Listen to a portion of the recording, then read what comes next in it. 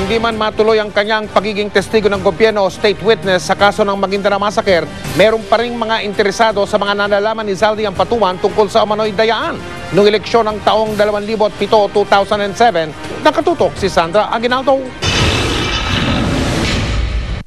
Hindi man interesado ang DOJ na gawing state witness si former ARMM Governor Zaldy Ampatuan sa Maguindanao Massacre case, interesado naman ang ilan sa mga nalalaman daw nito kaugnay sa umunoy malawakang dayaan noong 2007 senatorial election sa Maguindanao, kung saan naka 12-0 ang tiket ng Administrasyong Arroyo. Si Senador Panfilo Lacson, hindi na raw nagulat sa sinabi ni Ampatuan na biktima siya ng pandaraya, pati na sina Senador Alan Peter Cayetano at nooy senatorial candidate Noynoy Aquino. Matatandaang noong 2007 senatorial elections, natatangi ang resulta ng botohan sa Maguindanao, kung saan panay mga kandidato ng nooy Pangulong Gloria Arroyo lang ang nakapasok sa Magic 12. Na talaga may boto kami doon sa mga totoong o authentic na mga ERs. Pero doon sa sinumite sa COMELEC, nawala yung mga boto namin.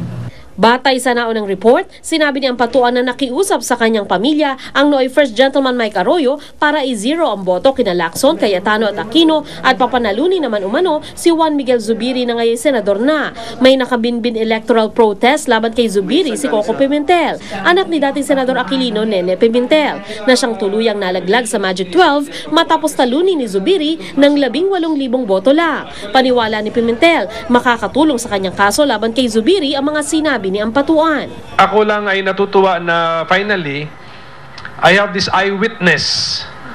Eyewitness or somebody who is confessing kung paano ginawa. Wala akong eyewitness. Ang naging evidence ko tuloy sa aking protesta, balota mismo. Sana raw may sapat na ebidensya si Ampatuan laban sa itinuturo niyang utak ng pandaraya. Kailangang suportahan niya of course ng additional evidence na yung nag-utos sa kanya. Yun ang it bears watching or knowing sino ba talaga nag-utos. Panawagan ko kay Lintang Bidol or kung sino man ang tumulong sa pag-implement sa baba, follow what Zaldy Ampatuan is doing and tell us what you know. Pumalag naman si Zubiri sa akusasyong nandaya siya noong 2007 elections. Ayon kay Zubiri, kung nagkadayaan man sa eleksyon sa Maguindanao, wala raw siyang kinalaman dito. What can I do? Kung may nagsisip-sip nga o may tayo nga ang beneficiary nito at tayo napapahiya. Believe me, there's not one night that I wish and pray this did not happen to me. Wala po tayong hininging pandaraya na gawin para sa akin. I deny it completely. Biktima rin daw siya ng pandaraya sa Metro Manila. Well, dapat magsalita sila. Whether they confirm or deny it, pero dapat magsalita sila. Dahil, syempre, maraming taong naiipit dito. Mga inosenteng tao. Kumpiyansa raw si Zubiri na sa oras na matapos ang recount, siya pa rin ang lalabas na panalo. Kung kabaliktaran naman daw ang resulta, agad niyang lilisanin ang Senado. Sandra Aguinaldo, Nakatutok, 24 Oras. Nakaamba na naman ang panibagong oil price hike.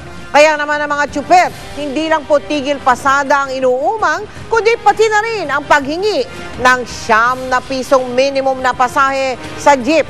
Nakatutok si Julius Segovia. Nangalampag ang mga tsuper, pumiga pa sa kalsada para ipakita ang pagkadismaya sa huling big-time oil price hike na 2 piso kada litro sa gasolina at 80 sentimo naman sa diesel. Banta ng grupong Piston, tigil pasada.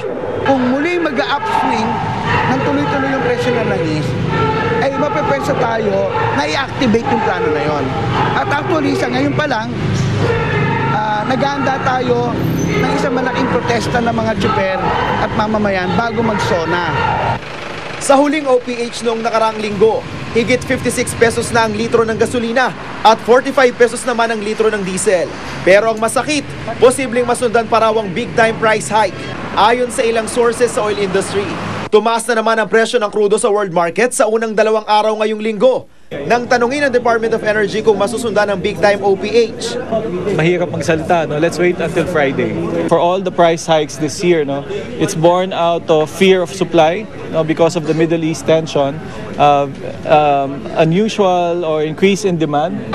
Dahil umabot na sa 45 peso level ang kada litro ng diesel, muling bubuhayin ng grupong AKTO ang petisyon nila para sa pisong dagdag pasahe sa unang 4 na kilometro ng biyahe sa jeep.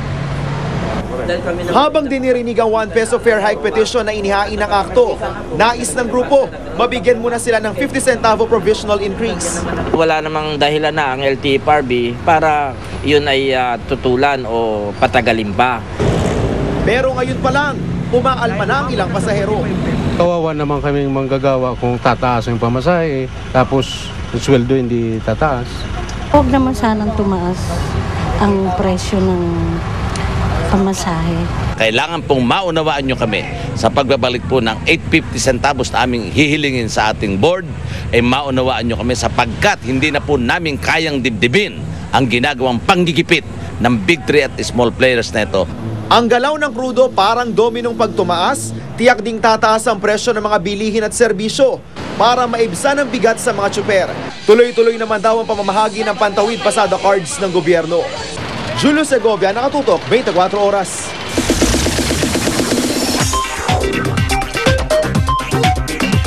Sa Chika Minute ngayong gabi, narito pa rin ang nagniningning na kagandahan ng ating kapuso na si Isa Calzado. Isa? Thank you, Mike. Hey there mga kapuso, oras na naman para sa mainit nating chikahan. Lovie po, umaming nakikipag-date na ulit ngayon. Ano kaya ang tipong lalaki ni Lovie? At Quark Henares, nag-apologize na raw kay Hayden Co Jr. para sa kanyang tweet na nagbabanta sa buhay ng fiancé ng kanyang mom na si Dr. Vicky Bello. Si Crystal naman, naging emosyonal ng pag-usapan ng kanyang ina at si Hayden. Abangan yan at ang iba ko pang mga chika, maya-maya lang. Mike? Salamat, Isa. Meron pong panibagong pasanin ang mga tiga-lungsod ng Quezon. Mandahan-dahan na po kayo mga tiga-Quezon City. Naaprubahan na po kasi ang dagdag na piso at 50 sentimo. 1.50 sa minimum na pasahe sa mga tricycle. Nakatutok si Dano Tingkungko. Matagal nang sumasakay ng tricycle na biyaheng Philcoa Cruz na Liga sa Quezon City si Luningning Abrigo. Laking gulat niya na ang dating 7 pesos na minimum na pamasahe niya naging 9.50 na. Dapat pinaalam mo na sa mga commuters na tulad namin na ganito next nagtataas na yung pamasahe.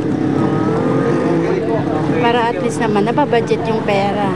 Nitong 30 ng Mayo, inaprubahan ng Board ng Quezon City Council ang dagdag na 150 sa minimum na pasahe sa mga tricycle. Ang dating 7 pisong minimum para sa unang kilometro, 8.50 na. Ang unang kilometro naman ng special trip na dating 14 pesos, 17 pesos na. Hindi naman po kaya din ng ibang mananakay yung 10 pisong pagtaas kagad.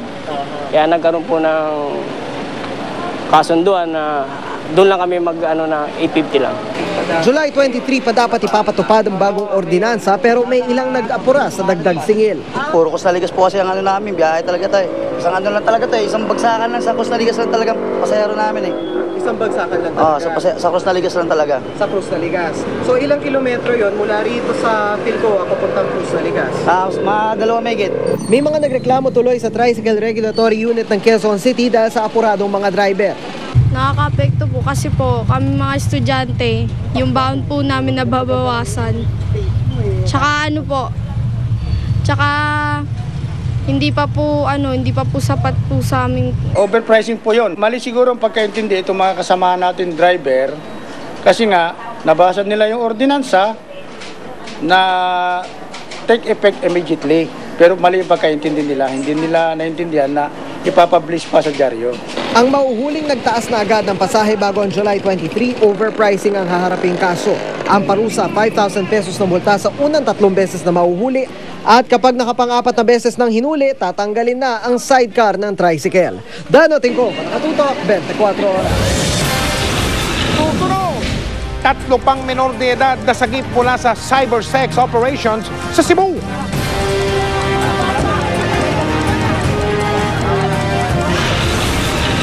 Yung pagparusang ginawa na yan ng isang guro umano sa isang estudyante, pinaimbestigahan na ng DepEd. Matapos ng ilang taon, yung babae na lumobo dahil sa kakaibang sakit, natimbang na rin. At bakit nga ba malapit sa puso ng basketball superstar na si Kobe Bryant ng mga Pilipino? Alamin natin sa pagpapatuloy ng 24 oras.